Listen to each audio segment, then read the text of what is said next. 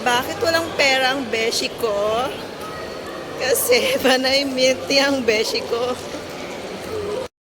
Time. Ayan, bili tayo ng milk tea.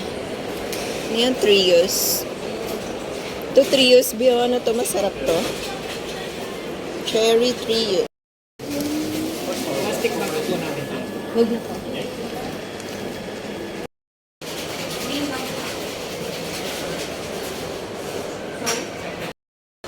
Bakit walang pera ang beshi ko? Kasi panay milk tea ang beshi ko. Cheers! Chat time! Isa lang sa itang dalawa sa akin. Kaya nga, takaw mo.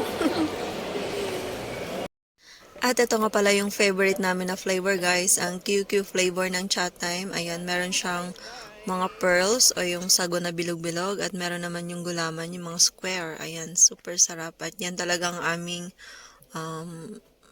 treat sa sarili kapag tuwing sahod. Ayan, sobrang sarap niyan. Thank you for watching. Please heart, comment, and follow my FB page, Chan Vlogs. Bye!